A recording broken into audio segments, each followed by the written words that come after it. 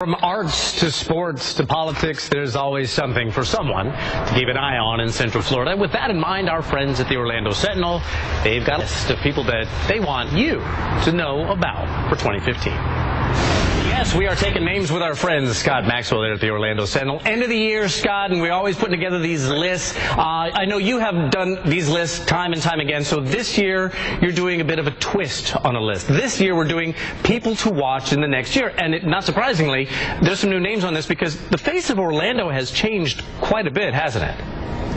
Yeah, it absolutely has, and you're right that I've traditionally done these most powerful people lists, and frankly, it got a little stale, and some of the people who had power weren't really doing much with it. So what I wanted to do is create a list of 15 people who it's worth watching. People are going to do big things, and as you said, there are some new names on the list. One, for instance, Phil Rollins, the president of Orlando City Soccer. This is the first time we've had an entirely new Major League sports franchise in a long time. It's going to be a big year for him, but Rollins also has to prove what he's been saying for a long time, that Orlando is actually a soccer town. We also have some vacancies when you talk about new. SeaWorld has no CEO. If you think about that, that's really unusual for one of our big three theme parks. Usually there's a succession plan. SeaWorld's in trouble. So who they put into that CEO position is going to really impact the face of tourism. Scott, can we also talk about some of the places that are maybe having little issues with, you mentioned SeaWorld, but also the Expressway Authority is another one, and Darden Restaurants as well.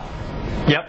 The Expressway Authority has been more of a source of embarrassment than pride. They've had more indictments than they have roads built, I think, in recent years. There's finally a new Expressway Authority and a guy named Welton Cadwell, a really down-home sort of common-sense guy from Lake County. He's taken charge. A lot of people are going to be looking for him to get integrity up and tolls back down. And as you said, also, Darden is Central Florida's, Orange County anyways, only Fortune 500 company. Once again, there's a vacancy there. Darden has done a lot, been involved with the community. There's Wall Street folks who sort of want to come in, maybe rip it apart. Whoever ends up running the chain that runs Red Lobster and Olive Garden and Bahama Breeze, that's going to have a impact on our business community and economy. And by the way, any of you who want to read Scott Maxwell online, little Easter egg for you, an additional person to watch or people to watch, not surprisingly because Orlando has known, or Orange County anyway, as one of the most dangerous places for people just walking around on the street.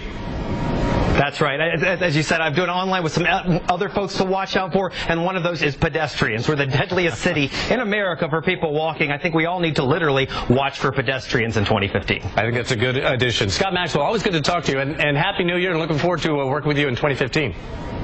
It's always a pleasure, Bob. I feel the same.